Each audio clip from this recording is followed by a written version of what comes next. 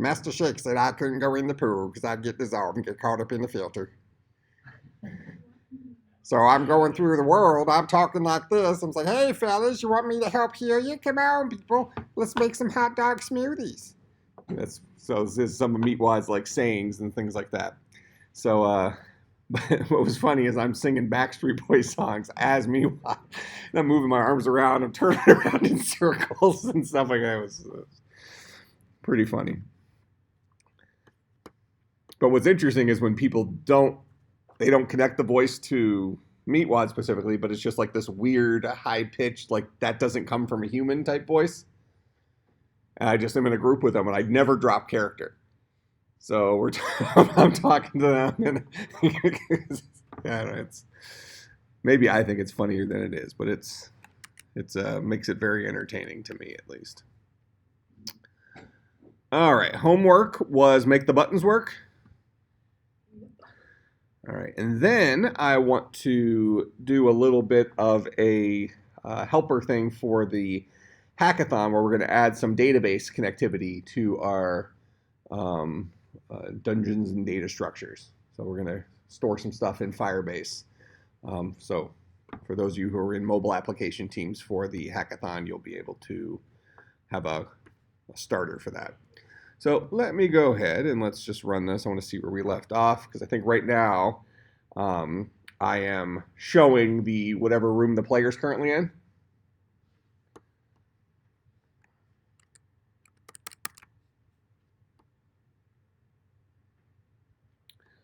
All right, so we put them in CS hallway. There should be an exit to the south. When we take the exit to the south, we should have the player take that exit and then show the player's current room. So on create, we are filling the interface with the player's current room. We're going to go ahead and we're going to create functions for our buttons, right? So what I'm going to do is, now we have a couple options here. We can create one function that knows about all 4 buttons, or we can create 4 different functions that knows about north, south, east, west. Do we have a preference? You want one function that asks what button is what? Let me see. Did we name our buttons something reasonable? North button, okay. Could read the text from the button. That is true.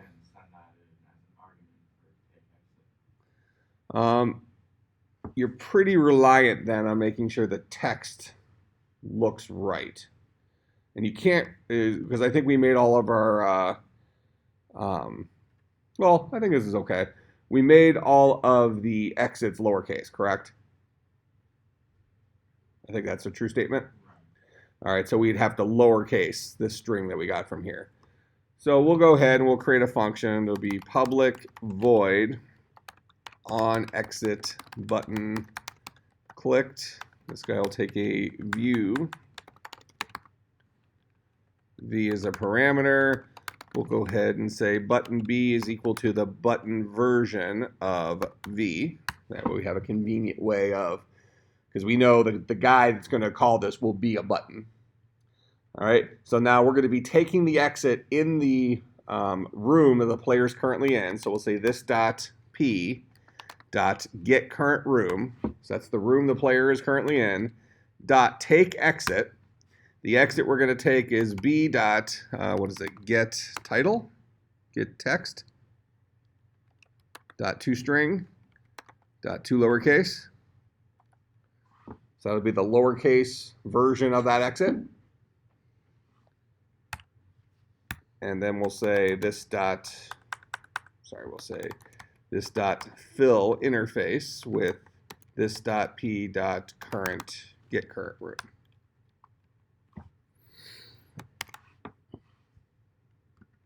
All right, so when an exit button is clicked, we'll grab the button. We will go to the player's current room, take the exit. Which exit? The button's text, toString, to lowercase. That should be the direction in which we're going to go. And then we'll show the interface. Again, updating our interface. Make sense? So let's go ahead and connect this up. So we have our buttons here. Oop. So for North, we'll have his on click.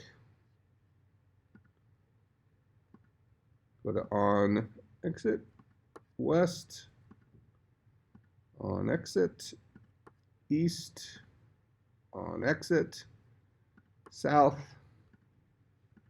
on exit. So no matter which of these buttons we click, it'll call the same function.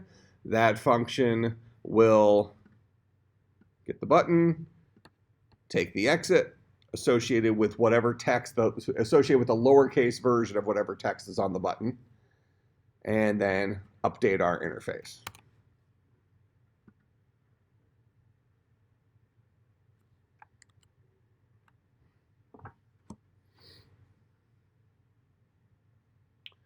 So we have a exit to the south. We'll take that. Now we're in S120. Here's the S120 classroom. We see ourselves here. Obvious exits are to the north. We'll go to the north. So we can go back and forth between these two rooms. All right. So is that the homework? Yeah. I didn't think it'd be hard, but I didn't think about putting it all in one. Yeah, so what you did is you had 4 separate functions, right? One for the north button, and if it was the north button one that was passed, you would have said get current room dot take exit north, right? Just type in north, and then fill the interface. If it was one of the other ones, you know, south or west or east. So it would have been the same kind of 3 lines, just duplicated 4 times, right? All right, so questions about this. So now we can traverse through our world. Okay, so now what we want to do is we want to consider how we will store our dungeons. All right, so we're going to ultimately store our dungeons in a database somewhere. That way, when we come back to the app, we don't always have to build the dungeon from scratch. Instead, we can grab the database to get our dungeon. Okay, so what I'm going to do here, just for a few minutes, I'm going to go ahead and open up the Android Firebase starter project that I created for the hackathon. And we'll walk through this so we understand how this guy works, and then we're going to incorporate some of those pieces into our app. Okay?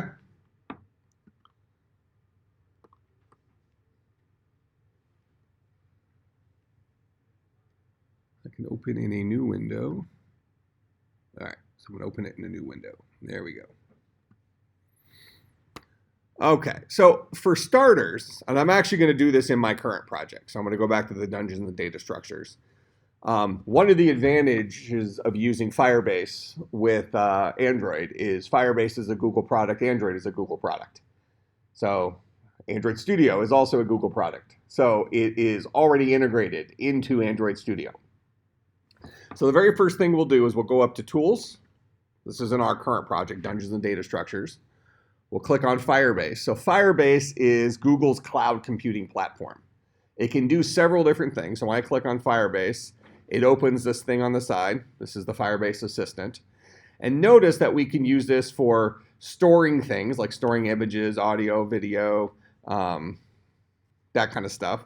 We can do remote configuration, which deals with app behavior stuff. We can test our apps, so this allows us to test across multiple devices.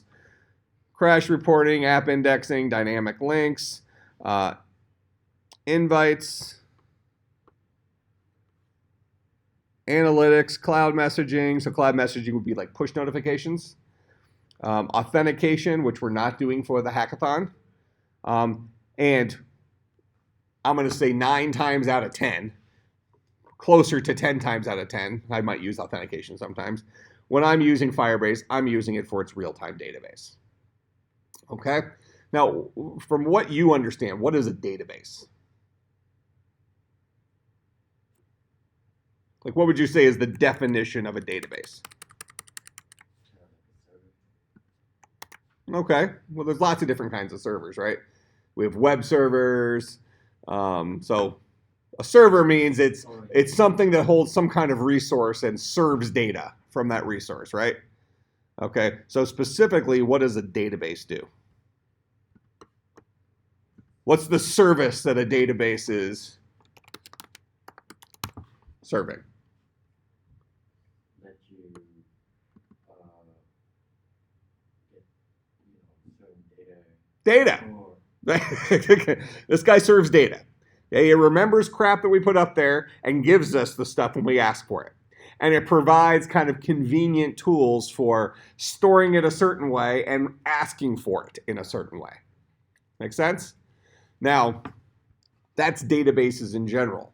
Now, when we have something called a real-time database, like Firebase. So actually, I'm going to put Firebase up here, and we're going to kind of describe this. This guy is a real-time database. He's also something called a NoSQL database. All right, have we heard of SQL before? What's that? What's SQL? Kind of like web database. So a lot of databases have the word SQL in it. So like MySQL is the name of a database management system. SQL Server is Microsoft's database management system. But SQL itself is actually kind of a programming language. All right. So it's a scripting language that allows us, it's the standard scripting language that allows us to communicate with databases. All right. So we can ask, whether it's MySQL or SQL Server or Oracle, we can ask any of these databases. We can ask it a question using this standard language SQL, just like we could use Java to talk to anything that knows Java. Okay. So the way SQL works is we can say, give me all the users whose first name starts with an M. That kind of stuff, right? So it's a language for doing those things. Now, a NoSQL database, in general, this kind of says this is not a relational database. And I don't want to get too much into database stuff here, but how many of you have had the database course? Nobody in here has had the database course yet? 430? That's it, right? That's the number for it? Huh? I don't know. Dr. Wall teaches it. It's a good class. You should take that class. In any case, a relational database like MySQL, like SQL Server, this creates multiple tables, and each of them tables can be linked together to do some different things. Well, a NoSQL database is kind of our more modern way of storing stuff. Relational databases are something that's kind of left over from the 70s and 80s and 90s, and it's not bad at all. It had a real goal of minimizing the amount of storage required for your data. Okay, so its real goal was not duplicating your data at all. Now, why was that important in the 70s and 80s and 90s? Memory storage was a problem, right? Today, is that a problem? We have lots and lots of memory. We have lots, our hard drives are too big. We're looking for ways of filling it. All right, so these things aren't concerns anymore. What do we care about today? Speed, right?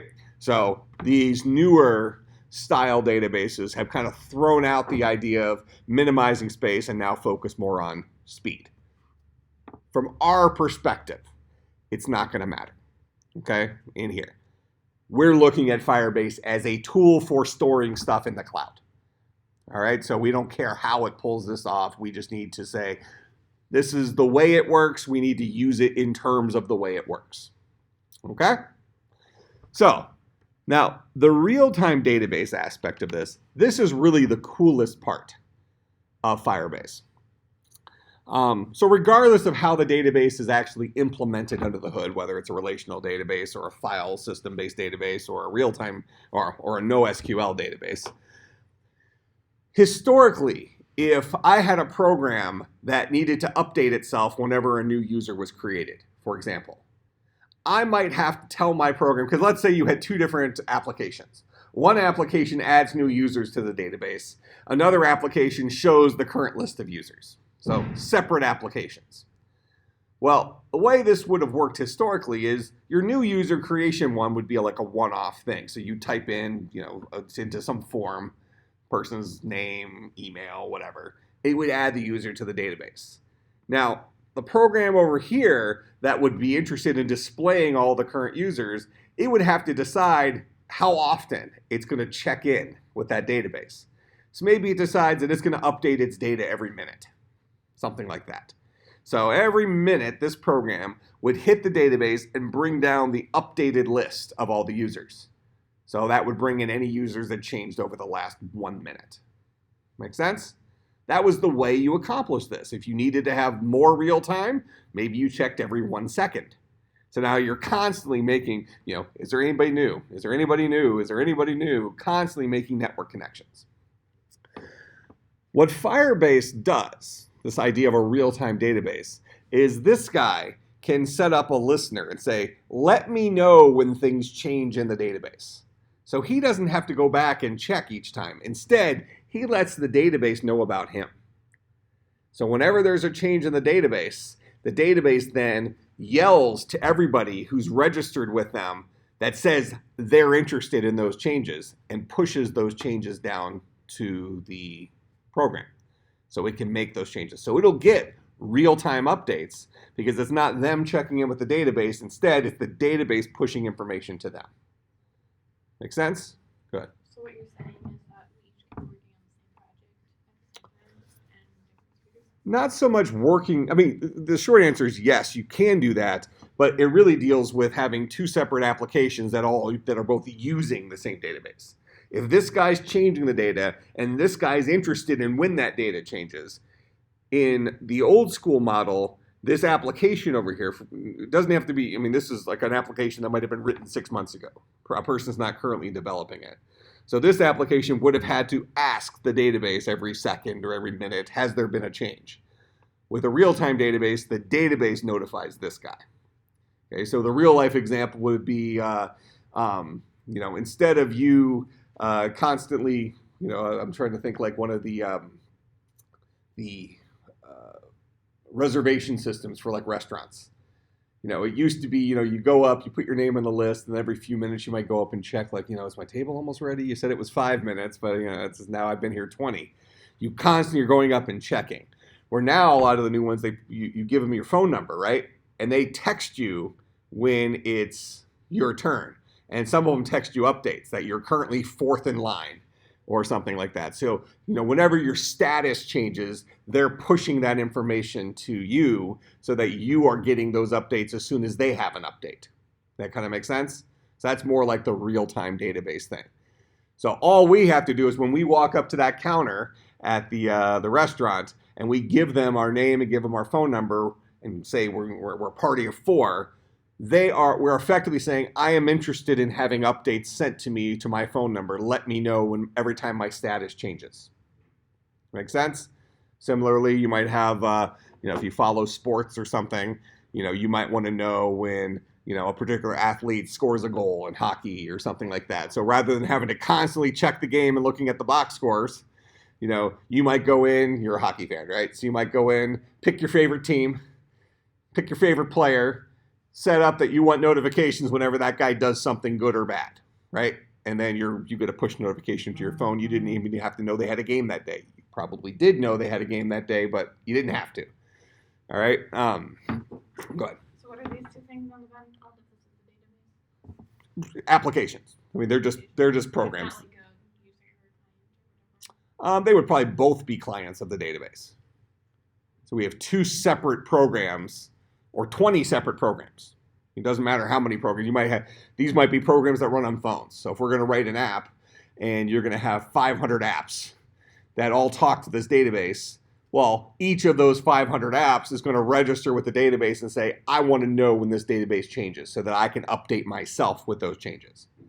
All right, so real-time databases, they push information or have the capability of pushing information to the clients, rather than the clients having the responsibility to constantly check in for new information. So this is an improvement, okay? And it actually makes things like chat programs much easier to write. Okay, this is something we're working on in 450, is, and we look at chat programs from the perspective, when we think about a chat program, we usually think that that's kind of old, right? How hard could a chat program be to write? But what we're discovering is that they're actually kind of difficult to write. You got to keep track of a lot of stuff. These guys have to, they have to check in whenever anything's been changed. Well, with a Firebase type setup, chatting is actually pretty easy because the database itself lets us know whenever somebody sent a message or whenever a new person's connected, that kind of thing. All right, so a real-time database pushes changes to the clients as they happen. All right, so if we're trying to pigeonhole Firebase, this is a place in the cloud that we can store our data somehow. And he will also, if we're interested, let us know when the data's been changed, there's new data added, old data's been updated. We can kind of choose what events we're interested in. All right, so the client can decide to register with it. That's kind of like opting in to push notifications. So on Slack, you maybe are interested in what happens in 300, but you don't want to get a notifications for some class that you're not currently in. So you would opt out of that one. So when people type in there, you don't get your phone blowing up. Okay, so that's what Firebase is. And just to show you how Firebase looks, this is the sample application here that has a bunch of messages and users that I've put in here. So for now, I'm actually going to go ahead and I'm going to just delete these, and I'll show you how they get created through the sample application.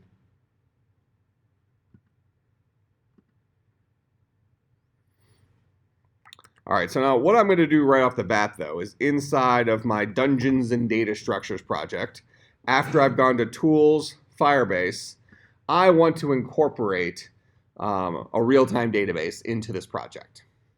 So I'm going to go down to real-time database, click on that. I'm going to click on Save and Retrieve Data. Then it's going to give me 3 steps here. So the first thing is I'm going to connect to Firebase. So this is going to connect to the dialog. So I'm going to create a brand new Firebase project. Now, I'm actually out of projects on this account. So I'm going to sign out of this one and sign into a different Gmail account. So you'll need a Google account with Google. Gmail's the most convenient. So I'm going to sign out of this one.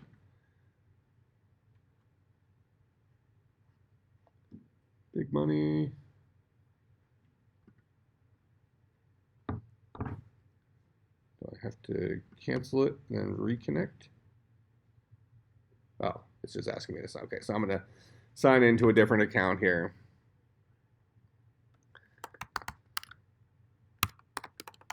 This one should be safe. It's fine. The same password? Well, this is going to be problematic.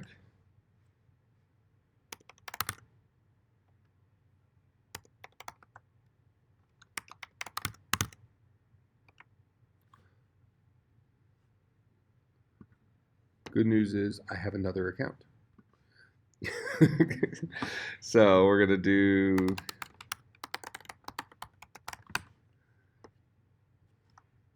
I think I know the password to this one. Okay. So would I like to allow other Mac OS applications to use this account? That's not something you might see if you're on a Mac. So I'll just say allow just in case I need to use this for something else at some point. Oh, that's the one I don't know. I'm going to cancel that one. All right, so I'll allow. All right, so I'm now logged in with that. So I'm going to go back to Studio here. So now, I'll just cancel real quick. So assuming you're logged into your account, hit connect to Firebase. It's going to I'm creating a brand new Firebase project. I'm signed in as mlipman@thinkful.com. Name of the project is going to be Dungeons and Data Structures. I could choose an existing project. So if I had previously created a project on Firebase, this would show me. So I have this project up here called WoW Lockout, which was from some hackathon a while ago. Okay, country, United States, blah, blah, blah. But I want to create a brand new project for this guy. Now, I'm just going to, while we're doing this, I'm going to go to here. I'm going to switch to this account. All right, so here's my current projects that it sees in here. So here's that WoW lockout. So I could create the project here if I wanted to, but I'm going to let Android Studio create the project for me. So I'll go ahead and say connect to Firebase. This guy's going to do some stuff. And eventually we should see a little check mark down here. Or check mark there. Determining, registering Android clients, blah, blah, blah. Eventually this will have a green check mark is what I'm saying. Okay, there we go. Connected your app to Firebase. So it's done all this magic behind the scenes. You used to have to do this manually where you would go and create a configuration file. It wasn't horrible, but it took time. You know, you might take 20 minutes to get your app connected to it. So now if I come back here, I'm just going to refresh this page. Notice I now have 2 projects in here. Okay. Next thing, I'm going to just click this button, add the real-time database to your app. Because Firebase does lots and lots of different things. You know, from our perspective, maybe what we care about is it does authentication, real-time database, and storage, if you want to store images and stuff like that. Well, we're only bringing real-time database into our application right now. Authentication might be a future thing. So I'll go ahead and say add the real-time database to my app. Okay, so it says performing this action will make the following changes. So it's changing my build.gradle file and my app build.gradle file. So it's adding some stuff to my program, and it's just letting me know what it's adding. Yeah, I clicked on the second button. All right. So it's making some changes to my Gradle configuration stuff for this. So we're going to say, I'm cool with that. So we'll say accept changes. It's doing its thing now. And we just wait until we get a green thing. Dependencies set up correctly. Cool. Scroll down. Now it wants us to configure our Firebase database rules. And this is going to actually be an important thing for you to do for the hackathon. So pay extra attention to this one.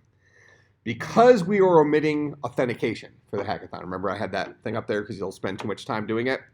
By default, when you create a real-time database, only authenticated users can use it.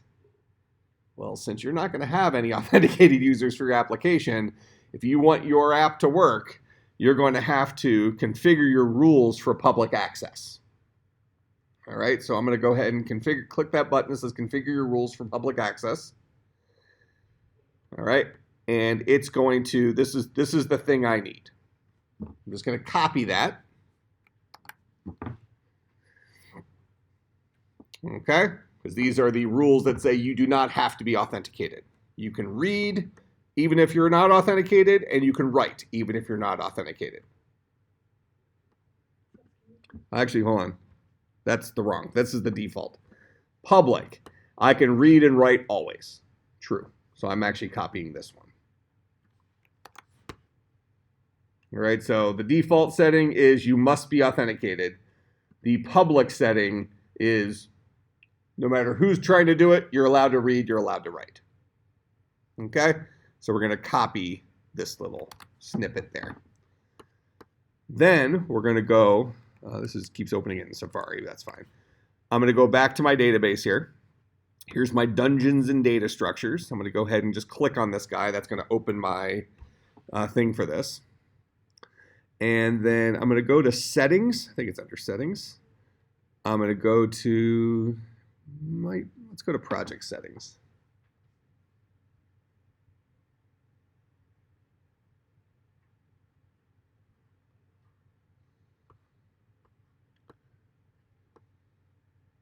Data privacy. Nope, not that. Let's hit the drop down here. Not that.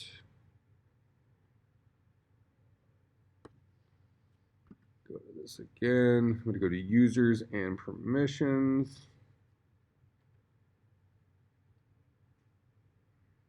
This is, I don't think what I'm doing either, but I'm going to accept the updated terms just so it stops screaming at me.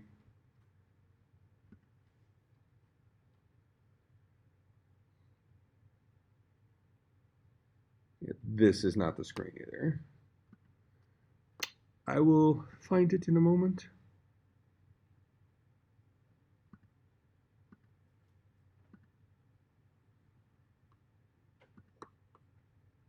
So I'll do develop, I'll do database.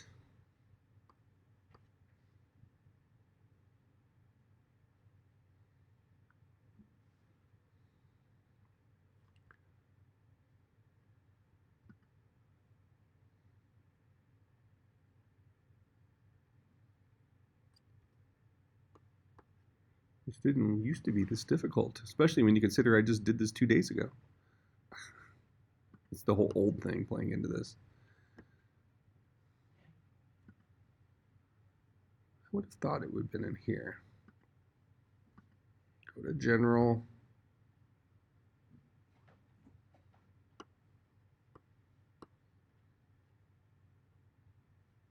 Is it in project setting and update user thing? Possibly.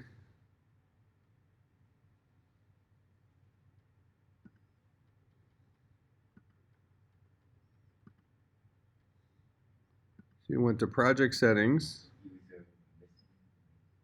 Where's the user? It's in project setting. I'm in project settings. No, no. It's back to that setting tab. The setting tab. And then now user and missing. Oh, this guy? Yeah, that's where I thought I went before. It didn't look right to me. Maybe this is right to me. Maybe this is right.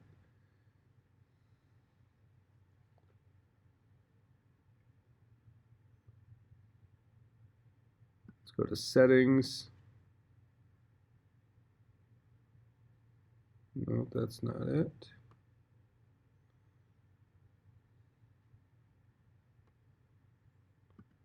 Roles.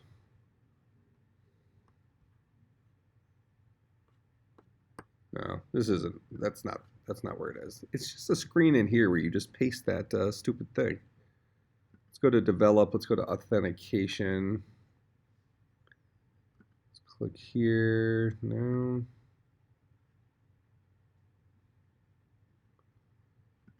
Database. Let's click on RealTime Database. Let's see. Okay. Okay. Yeah, this was it. It just was not clear to me. All right. So once I went in here, I clicked on database. I thought this was going to take me to some tutorial. So under RealTime Database, click Get Started. So I went under Develop, then Database, and then over here, this RealTime Database. Click Get Started.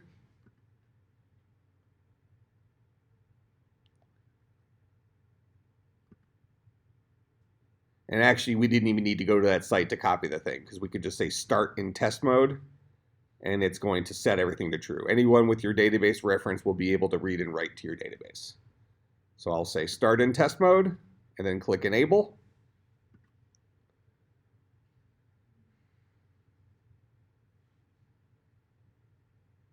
All right, there we go. Yeah, see, this is what I was looking for. I was looking for this screen where it has rules set up here where I can go in and edit it. But I guess you had to generate it first. So you should now see something that looks like this. This is your empty database. It's warning me that my security rules are defined as public, blah, blah, blah. I know that, so I'm gonna hit dismiss. This is my empty database right now. I'm gonna go to rules. So eventually, when I wanna have authentication turned on, I will update this to require the person be authenticated to be able to write to it. All right, but for the hackathon, read and write should just both be true. All right, everybody's good with that? All right, so at this point, I've configured my Firebase project for the database, and I've configured Firebase for public access. The only thing I had to do with Firebase was just make sure it was publicly writable and readable, since I'm not going to be implementing authentication.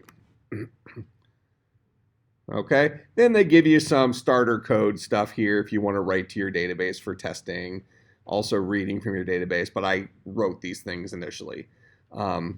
also this thing called ProGuard, which I've never used. When using Firebase real-time database in your app along with ProGuard, you need to consider how your model objects will be serialized and deserialized.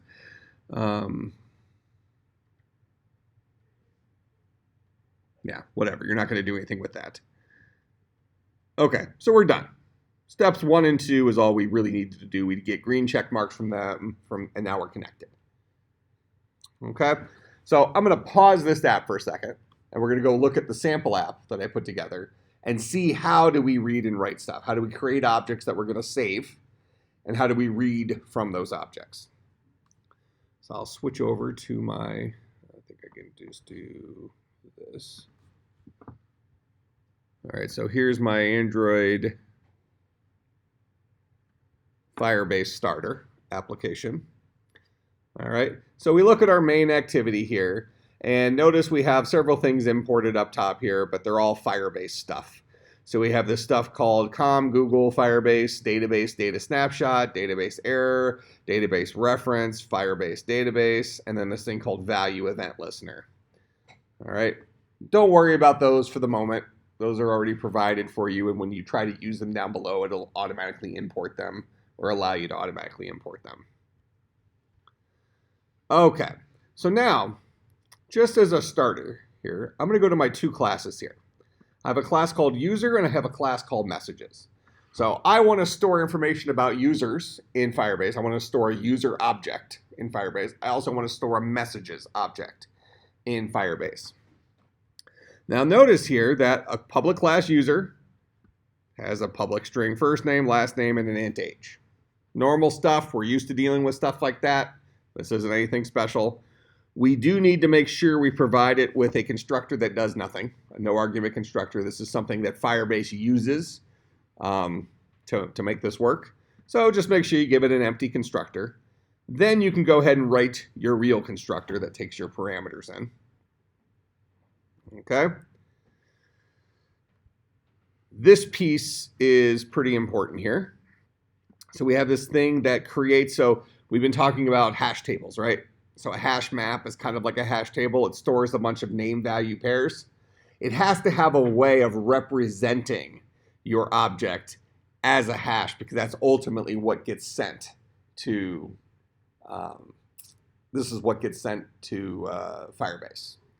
All right, so inside here, we're going to have, we have this function called toMap. toMap is just going to return a hash map. We could also think of this as a hash table. And that guy is going to have string value pairs. So the name of something and then an object. So we'll go ahead and create a brand new hash map here. We will put into the hash map a variable named fname, and we'll set it equal to the fname associated with this user.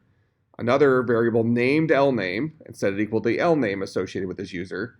And a variable named age, and set it to the age associated with this user.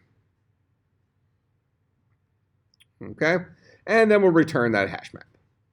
That's all this guy does. So it's our way of just kind of packaging up our variables associated with this object into a hash table. Got it? All right. And then this little void display, this is just something I wrote to spit it out to the screen. We're used to seeing this, right? And you want to test something. Okay, so this isn't anything related to Firebase. So the only thing you need to have for Firebase is this toMap,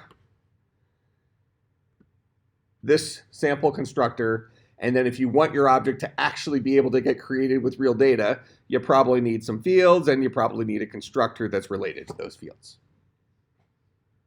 Got it? Why do we need all that? Which part?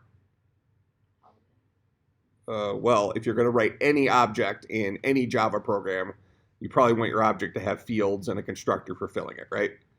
That's unrelated to Firebase. That's any object. Well, I mean, I could dump this if I wanted to, and I could dump this if I wanted to, and now I have a useless object. But it'll work with Firebase. It'll be an object that can't store anything. So what part of that is what we need for Firebase? We need this, the empty constructor that does nothing, just so certain syntax for Firebase works, and then this, the toMap function that takes your fields of your object and puts them together into this hash map and returns it. So similarly, I've done the same thing with message. So users hold 3 pieces of information, 2 strings and an int. Message holds 2 pieces of information, 2 strings, a title and a body. Here's our empty constructor. Here's our normal constructor that takes in those 2 values and sets them. And then here's the toMap for that guy. It puts in a title and body. So that HashMap only has 2 things in it. Make sense? So we've just written an object, but we've written it in terms of Firebase. So What? each object needs one. Huh? So each object needs one. Every object that you intend to store in Firebase needs to have an empty constructor. Well, technically, this constructor doesn't have to be empty. It just has, because you can set these things to default values if you want. It just has to take no arguments. And then it has to have this toMap, because it uses toMap in order to in order to store this to the database. All right. So the rest of this object is just a normal plain Jane Java object like we've created a bunch of times. To make it Firebase compatible, we need this toMap thing, and then we need the blank constructor. Does it have like a generate for that, or do we gotta know that function? Like that add exclude or whatever? I don't think this is actually required. We'll try to remove them here in a second. That's just from their sample starter. So I don't think you need this. I don't think you need this. I think it'll work without those. Otherwise, I think if you just type in @ it gives you the options for these. All right. So it's in the big scheme of things, user and message are just normal objects with kind of one extra little function in there to make it Firebase compatible. Cool? All right. So now we'll go to our main activity where we're going to use these guys.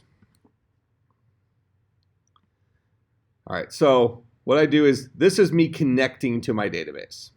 So when I say Firebase database, I'm creating a variable name database that is of type Firebase database. And then I'll ask Firebase database to go ahead and get me the instance of my link to the database. This works because we already did all that configuration stuff. Our app already knows about the exact Firebase database that we're connecting to. Make sense? Because we pressed those 2 magical buttons that configured our app behind the scenes for us. So when we ask Firebase database for an instance, it will give us a reference to our exact database. All right, so now I want 2 specific references because I want to store 2 different kinds of animals in my database. I want to take my database and I want to get an additional reference to kind of we can think of this like a directory, all right, called messages. Similarly, I want to take my default database. I want to get a reference to something called users.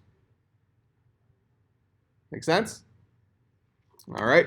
So out of my top level database, I'm going to have 2 directories. All right. In a relational database, these probably would have been called tables.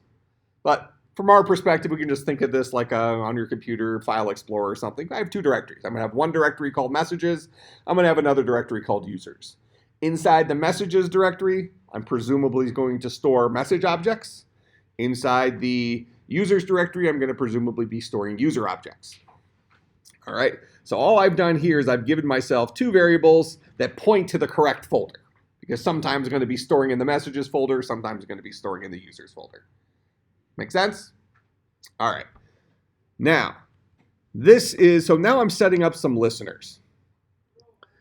So actually, for a moment here, let's skip these couple of things. I'm going to come back to it in a second. So pretend like that doesn't exist. Pretend like that doesn't exist. I'm going to go ahead and fill my database with some stuff. All right. So I'm going to go ahead and write some stuff to the database. What am I going to write? Well, the first thing here is I'm going to a little for loop that does something 10 times. What am I going to do 10 times? I put a little comment in here that this push function generates a unique identifier for an entry. So this is kind of giving like a unique ID for each of my objects, so I can differentiate them in the database. And I'll show you what that means here in a second. All right, so I'm going to create a brand new database reference. In this particular case, I'm storing message objects. That's what I'm going to store in the database. So I'm going to give myself a new database reference that already points to my directory my directory of messages, right? So it already points to that place. But then when I do this push function, it's going to generate inside that directory a unique folder name, some crazy looking number. Okay? That way, if I write 1,000 things to that messages directory, inside there, I will see 1,000 unique folders. Inside of each of those folders will be an actual message object. Make sense? So the push piece here, this guy, he's the guy that generates that unique folder name. So now I have a brand new database reference called temp message that is in terms of a brand new folder off of my message reference. Then I'll go ahead and create an instance of message. Nothing special here, right? I created a normal message. Message MSG is equal to new message, passed it a title, passed it a body. And I'm just naming it title 0, body 0, title 1, body 1, title 2, body 2, so on and so forth. Then lastly, I'm going to store in my database. So this is in that new unique folder inside of the messages directory. I'm going to set the value in there equal to this message guy. And I promise you what's actually happening here is it's calling its toMap folder, a toMap function, to convert it into the right format that Firebase knows how to accept it. Okay? Now, so what I'm doing right there is I'm writing 10 messages to our database. So I'm filling up our messages folder with 10 unique folders, each of those folders containing a message. Title 0, title 1, the next one's title 1, title 0, message 0, or body 0, so on and so forth. This next for loop, I'm going to create some users with random ages. So I'm going to create 10 users. Here's my database reference. Here's my pointer to the user folder. I'm going to do a push on there to generate a unique folder.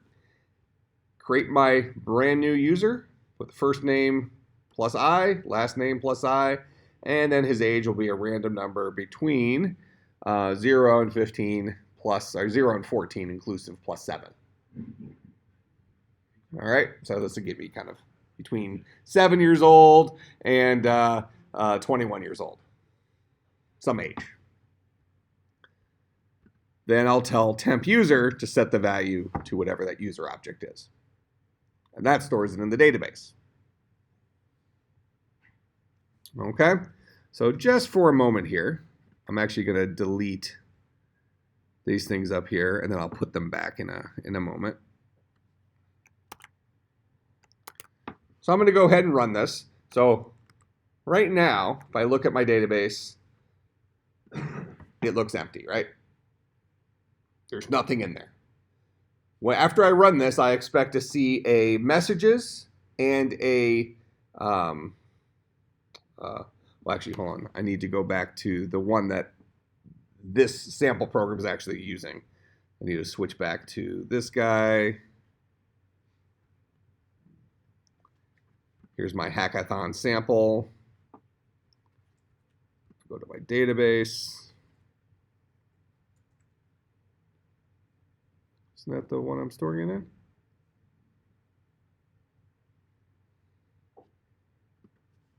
Thought I was storing it in that. Let me see here. Tools, Firebase.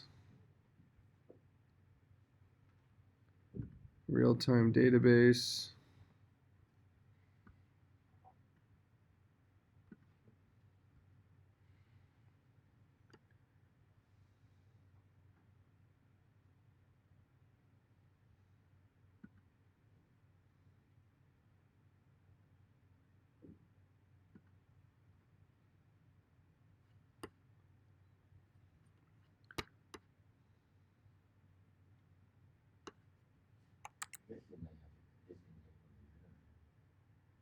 Well, no, I already set this one up. I just need to find the database.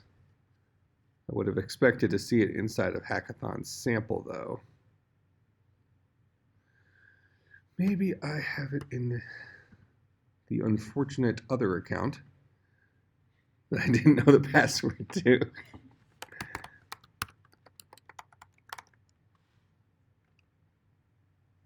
How do I not know the password to this?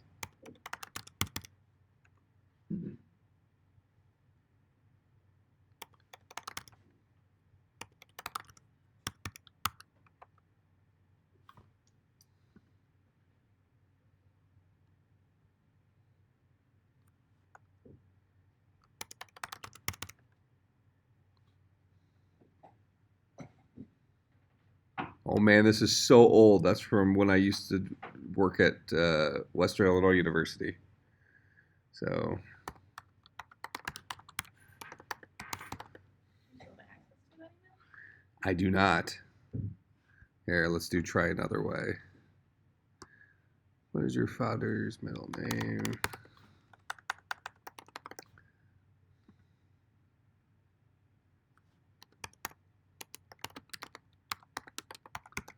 Now, what's funny is I can check that email because at some point I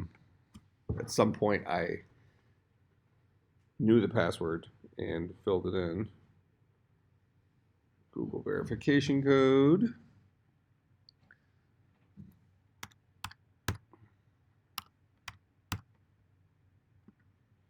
fact, it seems like I knew this just what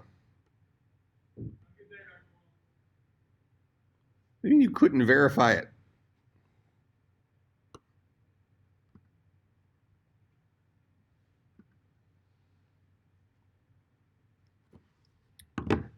Very upsetting. All right. I'm going to click on this. Click on See All Projects. This is the one I wrote it to. I'm thinking just this database is empty right now because I deleted the stuff. I'm going to go ahead and run this.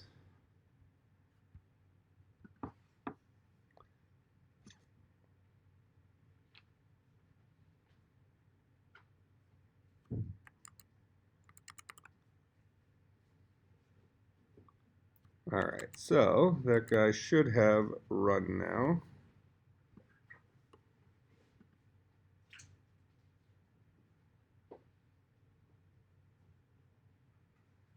Yeah, it was that one. Just because I had deleted everything, it was empty in there. So notice I have two folders here, messages and users. If I go to the messages folder, actually, yeah, let me back up once. I can just open it here. Notice I have a whole bunch of unique folders. This is the result of that push. Inside of each of these folders, I have a message object. Same thing with users, bunch of unique folder names. Inside of there, I have a user object. All right, so that makes sense? Writing to it? All right, so now, let me hide this. I'm going to go put that code back in here.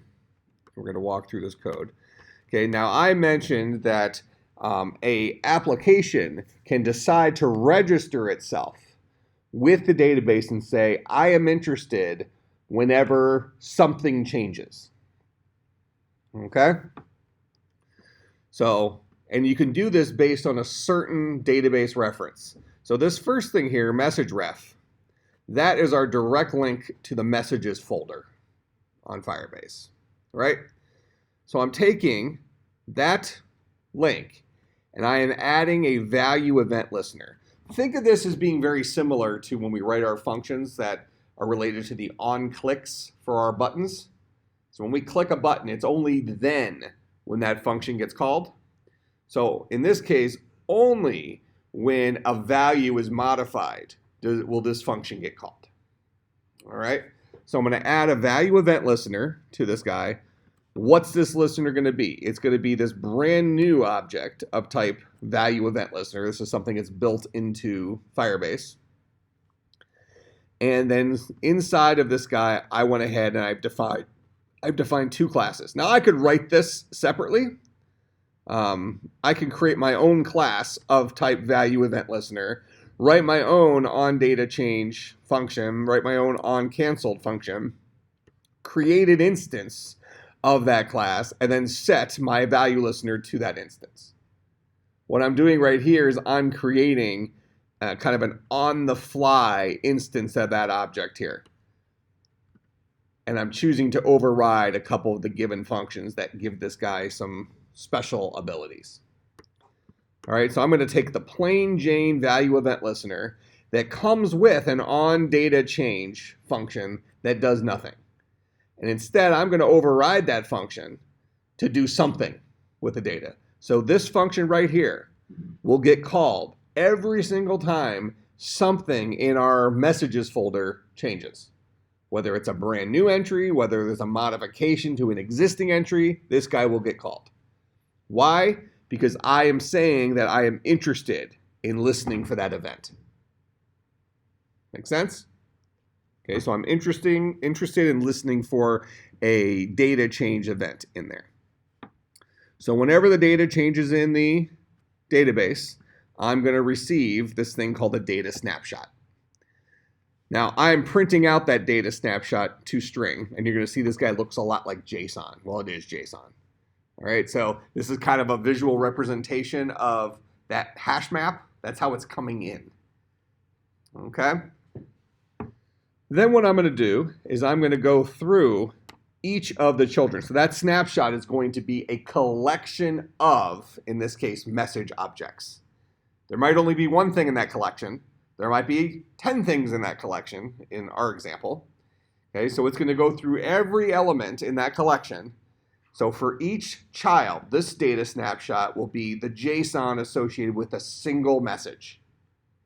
For each one of those associated with all the children in that data snapshot, go ahead and create a message object by using the child get value, and I'm telling it to build from that JSON a message.class. So this is going in the opposite direction. This is taking the toMap, and so I'm getting the toMap version of this guy, and I'm turning it back into an actual message object. That makes sense? That takes in a first name, a last name, this is message. This takes in a title and a body. Now, notice here that in message, I made those guys public. And the reason I did that is let me connect a couple dots here. This empty constructor, that guy right there, that is required by this piece right here. Because what I'm saying here is I'm saying, go ahead and call the generic constructor for message that takes no parameters. That is guaranteed to create you an instance of message. But then, because I've made all my fields public, this guy, as part of getValue, can then say value dot title is equal to the title from that JSON. Value dot body is equal to the body from that JSON. All right, so it is not using this constructor here, because then it would have to know which order I'm expecting the things to come in. So I use this constructor when I want to store messages. When I retrieve messages from the database, it creates a blank message and then individually sets the public fields to their values. If I made these guys private, it wouldn't work, because it wouldn't be able to access those fields directly. Make sense? Okay, so coming back into main activity. So what am I doing? Whenever something's changed in my messages folder, I'm going to go ahead and print out that entire snapshot. Then, just to show what it looks like, that'll show the JSON to the console. And then I'm going to go through and I will pull each of the messages out into message objects and then tell that message object to display itself, proving that I rebuilt a message object. Make sense? All right. This other thing on cancel, this is just printing out we failed to read a value. This is like error checking. Okay, so we can choose not to write this if we didn't want to. Similarly down here, same exact logic. I'm doing this for users. So whenever there's a change, this is the user reference. This is the pointer to that user folder. I want to add an event listener, value event listener. And this guy is going to be listening for data changing in there. And there's some other things that we have inside here. We can look for just new data being created, things like that. Again, I'll print out the snapshot. Then I'll go ahead and build users out of each child and tell that user to display itself. Okay, this guy right here will use that default constructor that takes no parameters in order to build a user object, and then it'll add the fields based on the public fields. Okay, so we're going to go ahead and run this. This will go ahead and generate 10 new guys for me. So I'll have a total of 20 in my database. I'm going to go ahead and hit play here. I'm going to click on logcat.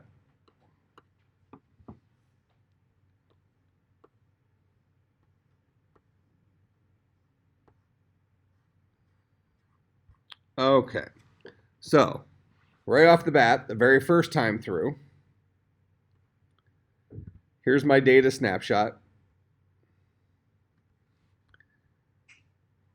So this is my users folder. The value is going to be a bunch of folders. So the first folder is named this random number. Inside of there, here is the JSON associated with that first user. So F name equals first name 1, age is 19, L name is equal to last name 1. Here's the second child, so this is a second unique folder. This is first name 7, age 12, last name 7. So notice they haven't necessarily come in order because I'm creating these new records really quickly, right? And sending them to the database. But the database is only going to be able to push down to me so often. So whenever something changes, it's going to show me all the changes that have occurred since the last time it gave me changes. Okay. Well, in the order it thinks it received them. So there's my second child, there's my third child, there's my fourth child, fifth, sixth, seventh, 8th, 9th, 10th, 11th. So we're getting a full dump of the database. Make sense? All right. So then I'm going through each of those children. I'm building the first user, telling him to print himself. Building the second user, telling him to print himself. Building the third user, telling him to print himself, so on and so forth.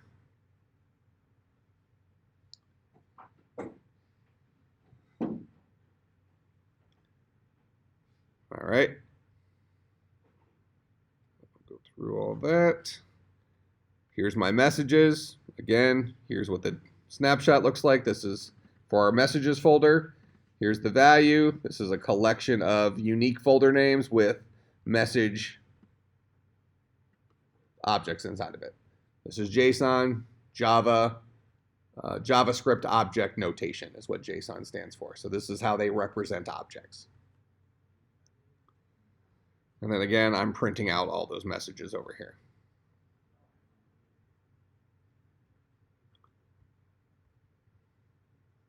All right, that makes some sense? All right, so that is how we can write objects to the database and read objects from the database. Let's just test something here real quick. I'm going to go ahead and take out the ignore extra properties and take out the exclude on this guy. I think it should still work. So if it doesn't work, user will break, but message will not.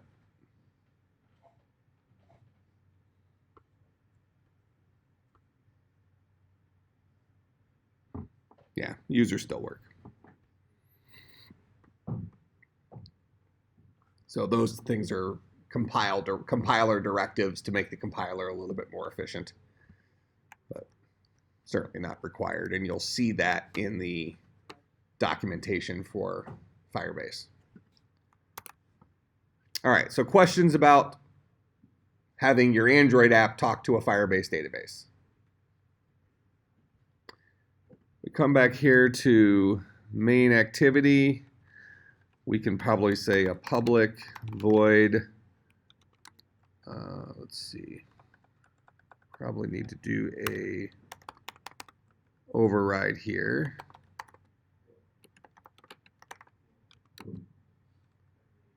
I want you to show me the other functions. All right, well, so what I'm going to do here is I'm going to go and look up value event listener in the documentation.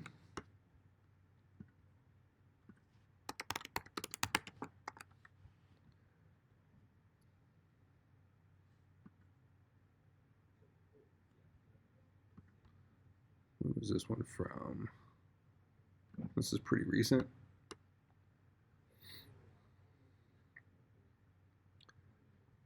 Oh, we only have on data changed.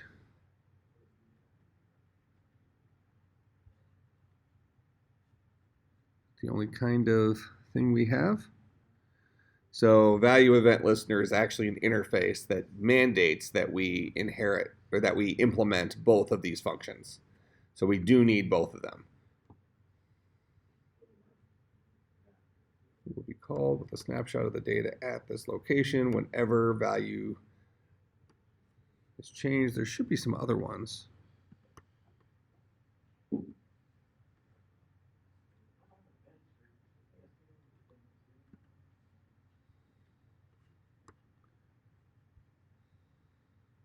Yeah, so we can add a child event listener. This guy is he an interface? Yeah, he's an interface. So we can add a child event listener that only gets called whenever a child is added. And it'll also tell us who the previous child was. Whenever we move a child or whenever we remove a child. So this guy will allow us to keep tabs on specific messages or specific users. So whenever we add a single new child, this function will get called on child added. The snapshot will contain just the information for that one child. So that'll be a unique folder name with the either user or the message inside of it.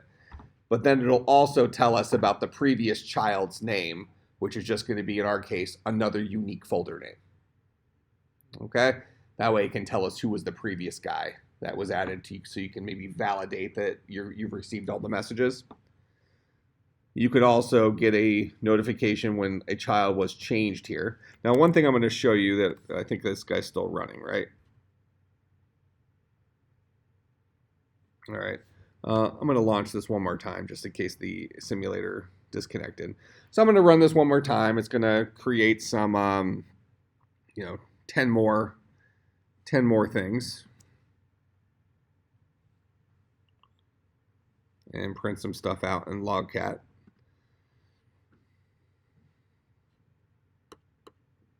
Oh, it doesn't like that I have this extra override in here.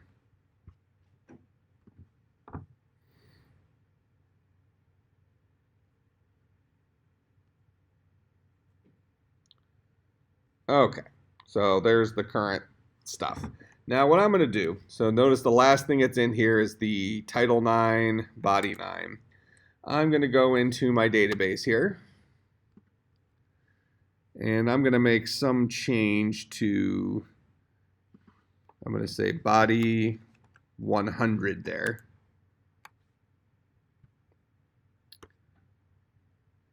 Should be data changed on message.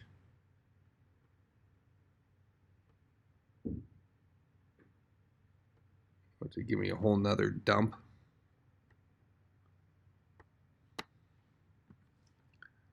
What did I change it to? I changed body to 100. Yeah, so that triggered a brand new data dump of the database, showing me everything that's currently in the database with my change that I made. So that guy was triggered when I went in and I manually changed something in this database. So now if I change this to 243, and I do a search for 243, there's that new one that just came in. But each time on data changed, it gives you the entire folder. So if you're showing stuff on the screen, you can go ahead and just dump everything that's currently in your, maybe your vertical linear layout inside of a scroll view, and then rebuild it using this child thing. Kind of inefficient, but a convenient way of getting your data rather than having to go and tack on individual things, which is definitely better. But this gives you more of a generic way for the hackathon to work with it. Make sense? All right, so what we'll do is when we come back on Tuesday, now that we know how to connect this guy to the database, so this gives you your crash course for working with your projects on Saturday morning. But on Tuesday, we're going to come back and we're going to think about how do I store my dungeons inside of Firebase. Okay, so I'm probably going to have a folder called Dungeons. Inside there, each dungeon will have a name. Inside the name for my dungeon, I'm going to have a collection of rooms. I'm going to have a collection of exits, so on and so forth, such that when I relaunch my application, I can pull in a dungeon given a name and actually generate that dungeon. Make sense? All right, so no homework because we have a big weekend, right? So I think everybody in here is doing the hackathon. If not, you will not be happy with me by the end of the weekend. But hopefully everybody has a good time at the hackathon. Remember, it starts at 8 a.m. sharp on Saturday. So maybe be here by 7:45 a.m., something like that. Grab some breakfast, grab some coffee. You'll be here at 8? How about 6 a.m.? I don't know. If we could go for a morning run. Maybe I'll lead a morning run. I wrote them into mornings. Do you really? Really? Oh. No, I don't. I don't run. In this classroom, Oh, just in the hallway here somewhere. Probably down in S118.